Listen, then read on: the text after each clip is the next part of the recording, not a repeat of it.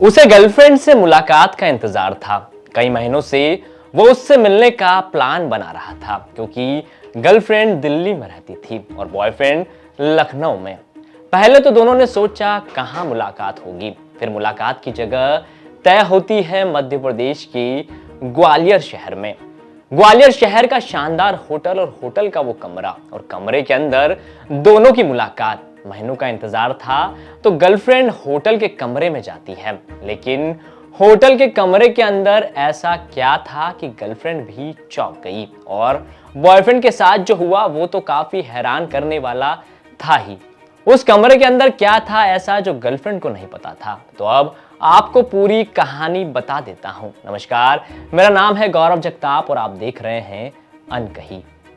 दरअसल लखनऊ का रहने वाला दिव्यांशु बिजनेस के काम से ग्वालियर आया था। बीते मंगलवार को उसने दिल्ली से अपनी गर्लफ्रेंड को मिलने ग्वालियर ही बुला लिया। गर्लफ्रेंड भी उसके बुलाने पर अगले दिन ग्वालियर पहुंच गई और दोनों मैक्सन होटल के कमरे में रुके। लेकिन कमरे में घुसने के कुछ देर बाद चीखने की आवाज आई और वो चीख थी दिव्यांशु की गर्लफ्रेंड की।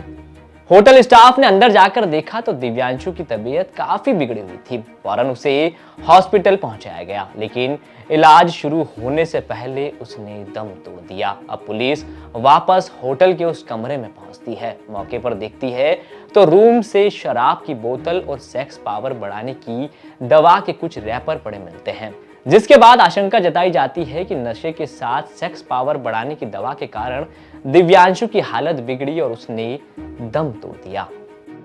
पार्टीपुर में देर रात की बात है, होटल में युवक रुका हुआ था। लखनऊ से वो आया था और उसकी वहाँ पर मौत हुई है और एक उसके साथ में एक महिला मित्र भी थी और उसका भी पीएम कराया गया है। उसकी मौत का कारण पता करते हैं। क्या ये लखनऊ का रहने वाला है, वहां से आया था। पुलिस के लिए अभी ये पहली है कि मौत कैसे हुई, दवा से या साजिश से, क्योंकि गर्लफ्रेंड के आने के बाद दोनों करीब 1 घंटे तक कमरे के अंदर रहे।